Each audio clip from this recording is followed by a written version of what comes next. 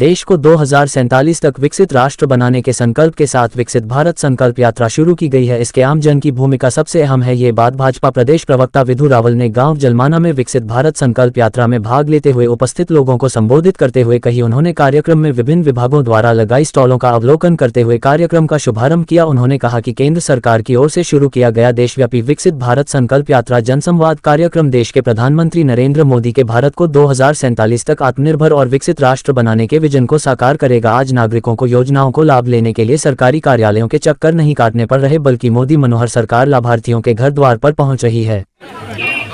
हाँ जी सर, ये विकसित भारत क्या प्रोग्राम है?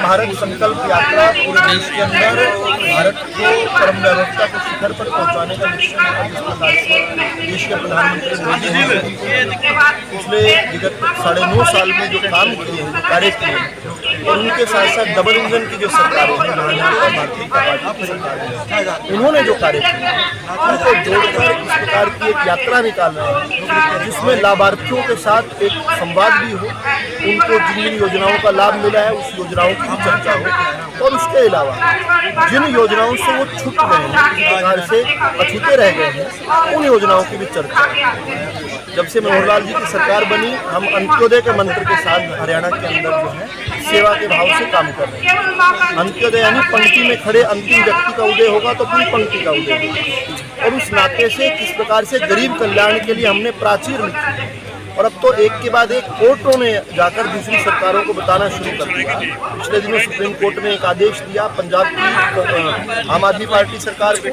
कि अगर किसान कल्याण के लिए काम देखना है, अगर पराली प्रबंधन का काम देखना है, तो मनोहर लाल जी की हरियाणा की सरकार से सीखो और वो अपने प्रदेशों में लागू करो। तो अब काफ़ी हद तक जो है विकास की का प्राय जो है भारतीय जनता पार्टी और भारतीय जनता पार्टी की सरकारें बनती जा रही हैं। और हमारे मुख्यमंत्री जी, हमारे प्रधानमंत्री जी ने जिस प्रकार से गरीब को नारों से निकालकर वास्तविकता पर, धरातल पर लाकर गरीब के घर तक लाभ पहुंचाया है, आज सारी जातीय बंधन टूटकर आज गरीब अपने आप में एक बहुत बड़ी एक शक्ति बनता जा रहा है। और भारत को विकसित करने के लिए सभी के सभी जो गरीब हैं वो आज एक साथ जो है कदम से कदम मिलाकर, कदम से कदम बढ़ाकर चल रहे हैं। और जिस प्रकार प्रधानमंत्री मोदी जी कहते हैं 140 करोड़ का देश, अगर हर व्यक्ति एक एक कदम भी चले तो देश 140 करोड़ कदम आगे बढ़ जाएगा।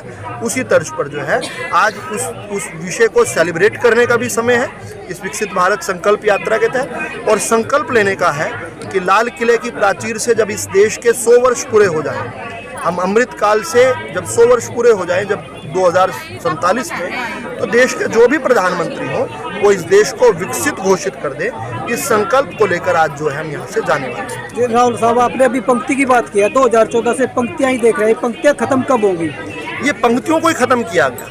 पहले की सरकारें कहा करती थी कि हम प्रयास करेंगे कि हमारी योजनाओं का लाभ, हमारी पंक्तियों का, हमारी योजनाओं का लाभ, हमारी योजनाओं का लाभ गरीब तक पहुँचे। आपने क्योंकि राजनीतिक एक सवाल पूछा तो उसलिए उत्तर भी राजनीतिक जाना चाहिए। 1958 में पंडित नेहरू जी ने कहा था, जब चीन भारत की सीमा पर खड़ा था, उन्होंने कहा था कि भारत चीन से नहीं लड़ेगा, भारत गरीबी से लड़ेगा। 1971 में उनकी बेटी श्रीमती इंदिरा गांधी जी ने कहा था, वो कहते हैं इंदिरा हटाओ, मैं कहती हूँ गरीबी हटाओ। पूरा चुनाव गरीबी के नाम पर लड़ा था। उनके सुपुत्र जो हैं आकर राजीव गांधी जी, स्वर्गीय राजीव गांधी जी, उन्होंने कोयम्बटूर में एक रैली में खड़े होकर सबके बीच में कहा था, हम दिल्ली से 1 रुपया भेजते हैं, नीचे 85 पैसे नहीं पहुंचते, 15 पैसे पहुंचते हैं। उनकी आगे जो है श्रीमती सोनिया गांधी और उनके पुत्र राजीव गांधी जी के पुत्र राहुल गांधी ने 2004 का चुनाव लड़ा था। कांग्रेस का हाथ गरीब के साथ, गरीब केवल और केवल नारों में लगा है। आज जब मैं एक एक कैंप में जा रहा हूँ तो ये सफलता की बगार गाड़ता है। किस प्रकार से जिसके अभी कैंप के आगे हम खड़े हैं, 50 करोड़ देश के अंदर, 135-140 करोड़ के देश में 50 करोड़ खाते जो है 2014 के बाद से खुले हैं। क्या ये अपने आप में प्रत्यक्ष को प्रमाण नहीं है? आज तक क्यों नहीं खुल पाए 50 करोड़ खाते? अगर पिछले 9 साल में खुले तो पूर्ववर्ती सरकारें क्या कर रही थी बताएं। आज जब मैं यहाँ पर खड़ा हूँ, उज्ज्वला योजना की स्कीम के आगे खड़ा हूँ, 10 करोड़ 20 लाख लोगों को मुफ्त में गैस सिलेंडर दिया। एक समय हुआ करता था MP MLO की चिट्ठी लेकर जाया करते थे, आज कैंप लगाकर चिल्ला कर बोल रहे हैं गैस सिलेंडर ले जाओ, गैस सिलेंडर ले जाओ। किस प्रकार से आज हम टॉयलेट्स की बात करें, पूरा देश जो है आज बढ़ रहा है टॉयलेट फ्री नेशन की तरफ। हरियाणा ने अपने आप को ODF घोषित कर दिया है। ओपन डेफोकेशन फ्री, यानी कि खुले में शौच मुक्त हो चुका है। आज हरियाणा के अंदर 1 लीटर की भी कैरोसिन की खपत नहीं। क्या अपने आप में सूरज को कोई दिया दिखाने की आवश्यकता है क्या? लेकिन राजनीतिक लोग फिर भी चर्चा करेंगे, उनका काम है करना। आज जनता जो है जवाब देने लग गई है, ये गरीब के मुंह में आवाज़ आ गई है। और जब गरीब के मुंह में आवाज़ आती है तो वो सत्ताओं को ये बताती है कि किस प्रकार से अगर कोई गरीब के लिए काम करता है तो भर भर के आशीर्वाद भी दे रहे हैं। कल चुनाव के नतीजे भी आने वाले हैं और वो चुनाव के नतीजे भी इस बात की तस्दीक करेंगे कि किस प्रकार से आज जातियों का बंधन को तोड़कर गरीब अपने आप में आशीर्वाद देने की स्थिति में आकर भारतीय जनता पार्टी को भर भर के आशीर्वाद दे रहे हैं।